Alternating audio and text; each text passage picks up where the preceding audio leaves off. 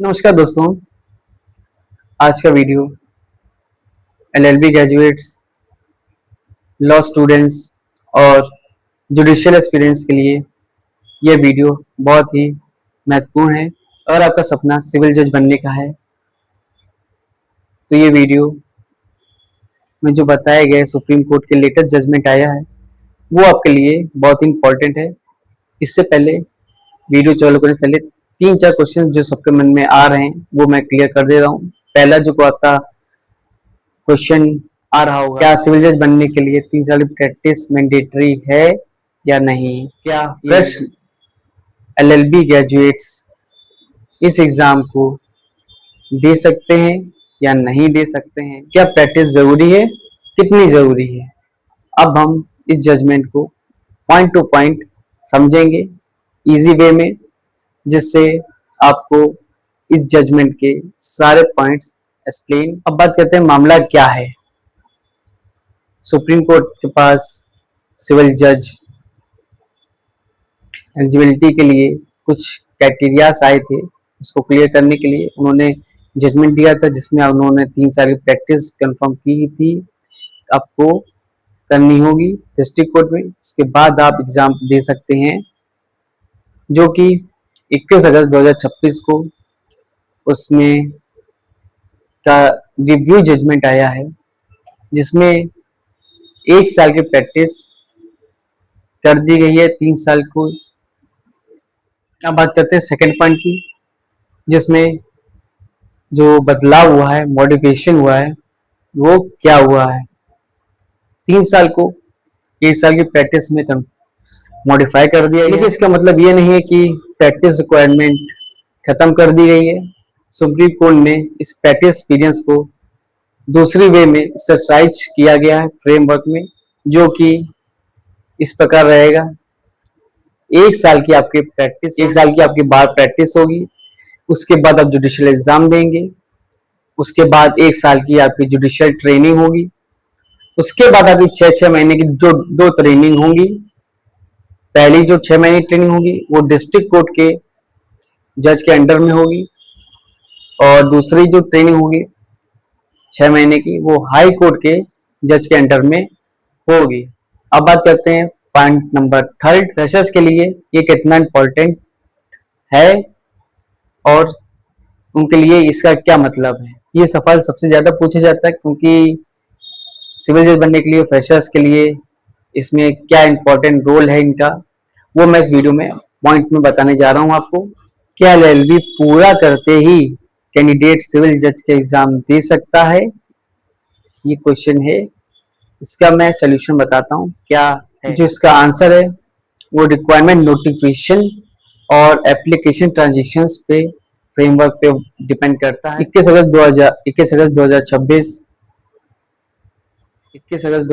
से जो जजमेंट है उसका जो ट्रांजेक्ट पीरियड है उसका अलग ही अरेंजमेंट किया गया है। अब बात करते हैं पॉइंट नंबर 4 की, 1 साल की प्रैक्टिस कैसे प्रूफ होगी। ये बहुत ही महत्वपूर्ण पॉइंट है। सिर्फ बार में इनरोल कराना और एक्चुअल लीगल प्रैक्टिस करना दोनों ही अलग पॉइंट्स हैं, अलग ही चीजें। नई व्यवस्था में एक्चुअल प्रैक्टिस की वेरिफिकेशन मैकेनिज्म अलग ही है। इसका उद्देश्य ये सुनिश्चित करता है कैंडिडेट ने वाकई प्रैक्टिस की है या नहीं की अपनी कोर्ट प्रोसीडिंग। इसलिए फ्यूचर एक्सपीरियंस के लिए अपनी प्रैक्टिस प्रॉपर्ली डॉक्यूमेंट करनी चाहिए। अब बात करते हैं पॉइंट 5, सिलेक्शन के बाद क्या होगा। सिलेक्शन के बाद क्या होगा, मान लीजिए कैंडिडेट एलिजिबिलिटी पूरी करता है, सिविल जज एग्जाम क्लियर करता है और बैठता है, क्लियर करता है।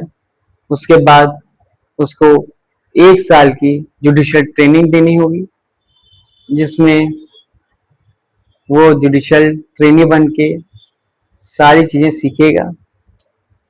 Judgement writing, court proceedings, judicial conduct, case management, court और प्रैक्टिकली जुडिशियल स्किल्स एक्सेट्रा वगैरह, ये सब चीजें आपको सिखाई जाएंगी आफ्टर ज्वाइनिंग। उसके बाद अब बात करते हैं 6 पॉइंट, जो आपको क्लियर करता है लॉ क्लर्कशिप में, जो कि आता है 6-6 महीने की जो आपकी ट्रेनिंग होगी, वो जो कि ये बहुत इंपॉर्टेंट है, क्योंकि जो आपकी स्टार्टिंग 6 महीने ट्रेनिंग होगी वो डिस्ट्रिक्ट जज के अंडर में होगी, और जो दूसरी 6 महीने की ट्रेनिंग होगी वो आपकी हाई कोर्ट के जुडिशियल के अंडर में होगी, judicial training as a law clerkship जिसको बोल सकते हैं, जिसमें आपको पता चलेगा how the courts actually performs. अब बात करते हैं पॉइंट नंबर नेक्स्ट, जो अगला पॉइंट है हमारा, क्या 3 साल की प्रैक्टिस पूरी तरह खत्म कर दी गई है? तो इसका आंसर होगा नहीं, 3 साल की प्रैक्टिस पूरी तरह खत्म नहीं की गई। स्टार्टिंग की 1 साल प्रैक्टिस, सेकेंड ईयर ट्रेनिंग और थर्ड आपका लॉ क्लर्कशिप, इसमें आपको डिवाइड कर दिया गया, जिसमें आपको ज्यादा टाइम ना देना पड़े एज अ एग्जाम देने के लिए। अब बात करते हैं नेक्स्ट पॉइंट की, जिसमें आपको 20 मई 2025 से 31 मार्च 2027 के बीच में जितनी भी नोटिफिकेशंस आएंगे उसके लिए अलग से ही एक्सप्लेन कुछ पॉइंट दिए गए हैं, वो मैं आपको बता दे रहा हूँ। जिसमें 3 साल की प्रैक्टिस नहीं मांगी गई है, उसमें सिर्फ आप इनरोल्ड हो, लॉ कंप्लीट हो आपका, आप लॉ का एग्जाम दे सकते हैं। अगर आप क्लियर करते हैं, उसमें एक्सपीरियंस नहीं आपका काउंट होगा 1 साल का इस टाइम पीरियड में, सिर्फ आप एग्जाम दीजिए। एग्जाम देने के बाद 1 साल की जुडिशियल ट्रेनिंग, 6 महीने की जो ट्रेनिंग होती है वो सिंपली होगी, जिसमें आपका 1 साल अभी बच रहा है।